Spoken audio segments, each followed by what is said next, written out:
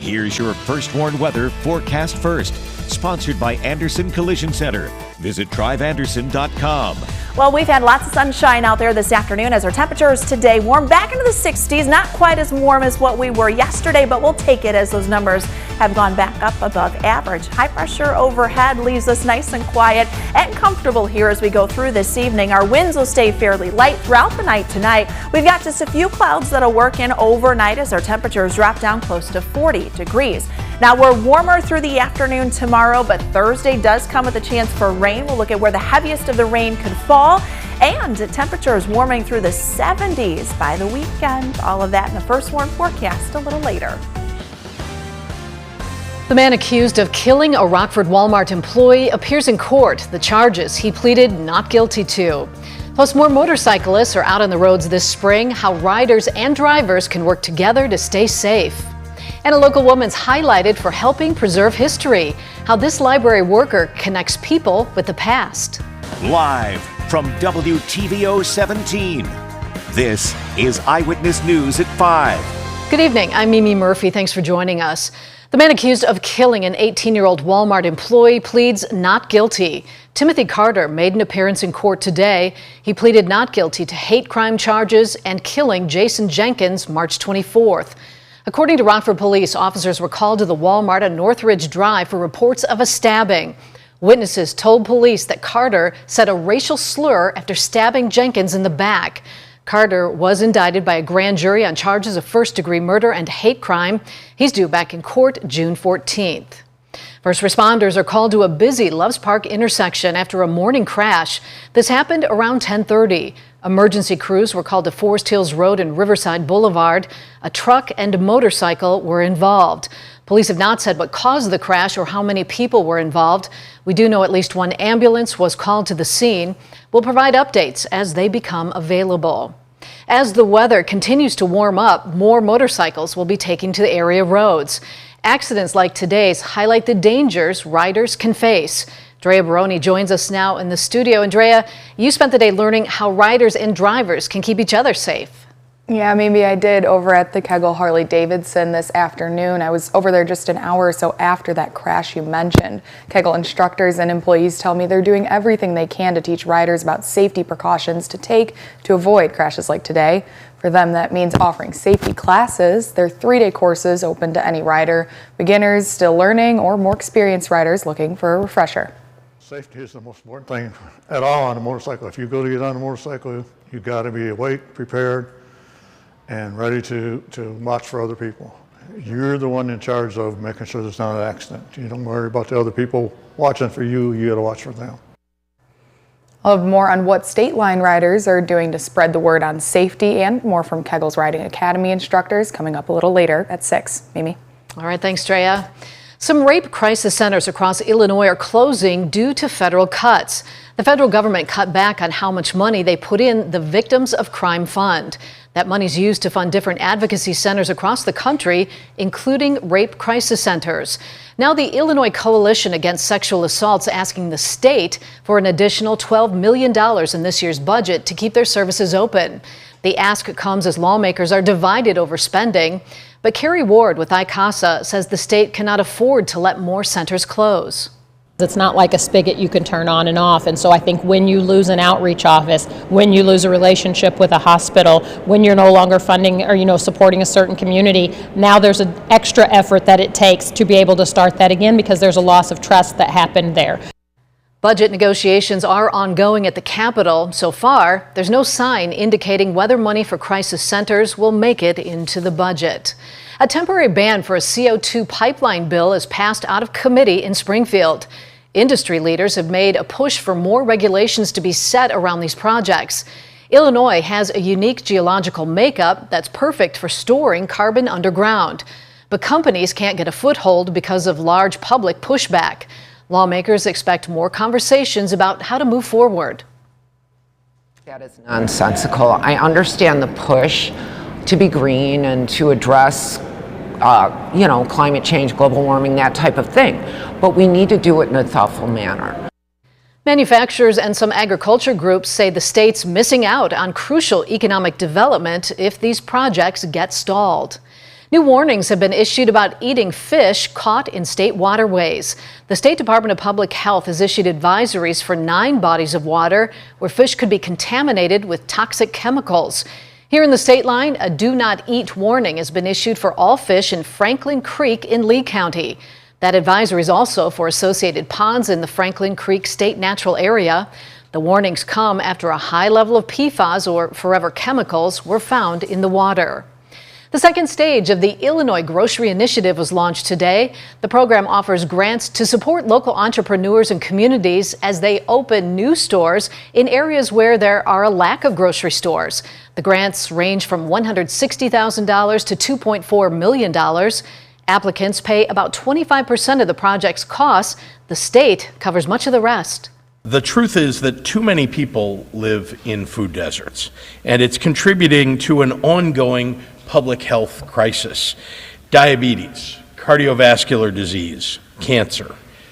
People without access to affordable and healthy meal options are at much higher risk of these deadly diseases. Grocers who receive grant support from the initiative will also be eligible for another program that helps decrease operational costs. Illinois has more than 3 million residents who live in food deserts. Rock Valley College looks to make changes to their main campus.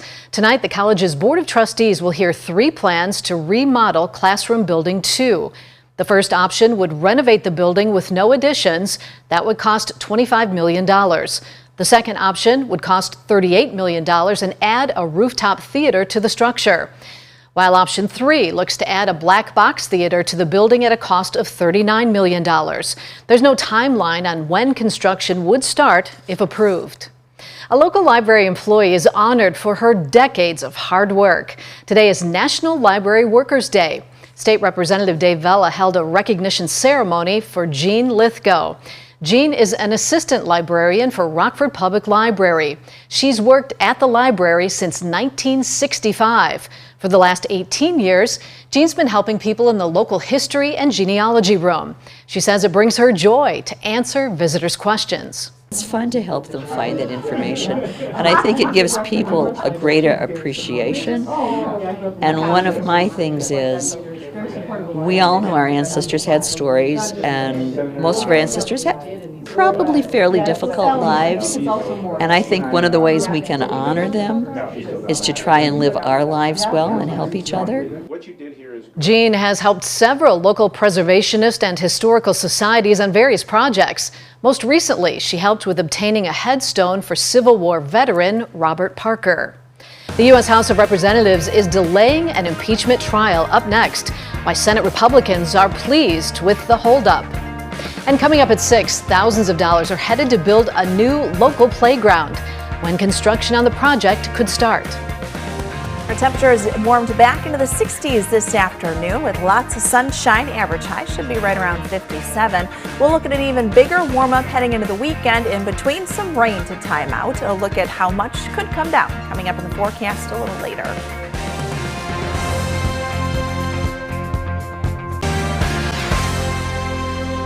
The House of Representatives is delaying the delivery for articles of impeachment against the Secretary of Homeland Security.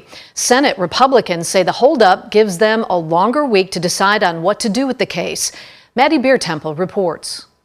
House Republicans plan to deliver articles of impeachment to the Senate Monday, teeing up a trial of Homeland Security Secretary Alejandro Mayorkas. I look forward to my colleagues prosecuting this case on behalf of the American people. The House had planned to start the process Wednesday, right before lawmakers leave town for a long weekend.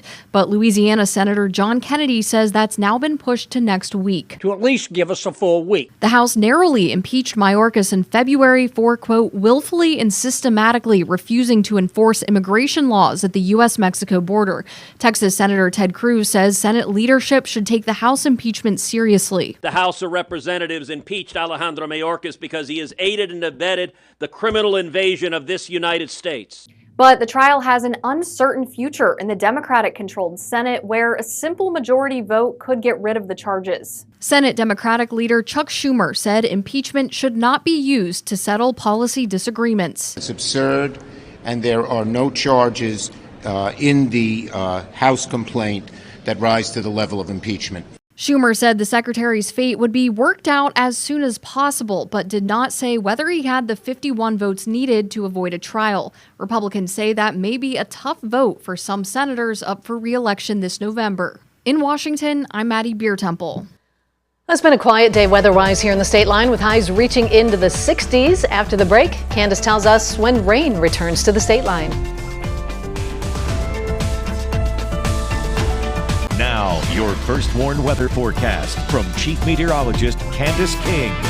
Well, beautiful picture coming in on our SkyTrack camera down in Rochelle. As we look off to the northwest, we've got just a few flat, fair weather cumulus clouds that have developed out there today. Actually a pretty decent day as our temperature has made it into the upper 50s and lower 60s, climbing back up above average. And that warmth is something that'll continue here for the next couple of days. Now, quite the different look and view on that SkyTrack camera from what it was 9 years ago today. Of course, back on April 9th, 2015, we had a severe weather outbreak across northern Illinois, and the infamous Rochelle-Fairdale tornado, EF4 tornado, that was on the ground for over 35 minutes, quite some time. In fact, 11 tornadoes touched down in northern Illinois that day. 6 of those tornadoes from the same supercell. There were 3 EF0s and 3 EF1s, and then of course the EF4, which was on the ground from 6:39 until 7:20 before lifting. The Kirkland Belvedere tornado, which was an EF1, and then another tornado that formed in eastern Ogle County, that was also rated an EF1, were actually satellite tornadoes from the larger, the EF4 tornadoes. So that's when you get these little vortices that spin around and actually spin up separate tornadoes. So they rotate around the main tornado itself. And just an incredible event that happened over northern Illinois. In fact, one of the largest tornadoes that we've experienced in northern Illinois in over 25 years. So thankfully things are much more quiet out there, but hard to believe it's been 9 years since that event took place. As I mentioned, we are much more quiet. High pressure with us here this evening. Storm system, though, down to the south, bringing some severe weather through parts of Texas. A couple severe thunderstorm warnings, tornado warnings. That storm system actually moves closer to us by the time we get into Thursday, and that's where our next chance for rain comes in as we go throughout that afternoon. But things for tonight and for tomorrow are going to be fairly quiet. Actually pretty comfortable tonight, as our wind should stay fairly light. It's nice to kind of dial down the wind just a little bit, as we've had some windy days as of late. Southwesterly wind will pick back up tomorrow, about 10 to 15 miles per hour, gusting close to 20 for the afternoon. Couple of clouds moving in. Our temperatures tomorrow are back into the mid and upper 60s, so it is another warm day. Now, cloud cover comes back in late Wednesday into Thursday. This is when the next chance for rain will return. I think we're going to stay pretty dry through Wednesday evening and Wednesday overnight. Low pressure moving up from the south will work closer to us. Now, Futurecast keeps a lot of this rainfall to the east of us during the day, especially in the morning on Thursday. I think we could probably push that western fringe back a little bit, maybe up close to the I-39 corridor, or even stretching from Monroe down to Freeport through Forston and then back down through Dixon. That's kind of where I think the back edge of some of those rain showers will come in. Heaviest rain is going to fall just north of where that low pressure system tracks. So right now that does look to line up from central Illinois through northeast Illinois. So we might miss out on some of the heaviest rain, but a few tenths of an inch of rainfall are possible. Then as we go through the late afternoon and early evening, there's a cold front that comes in. And with that, we could actually get a couple of thunderstorms during that time. So that'll be something we'll have to keep an eye on as well going into Thursday evening. But here's where that sharp cutoff is from the heaviest rainfall to where there isn't much that comes down at all. Our temperatures in the 60s for tomorrow, but look at that warm up. We've got the 70s by next week. Looking good. All right, thanks, Candace. Scott's in next with sports. The Ice Hogs will play another key game tonight as they try to improve on their playoff position. And Tiger Woods' golf game appears to be ready for the Masters, but will his body hold up?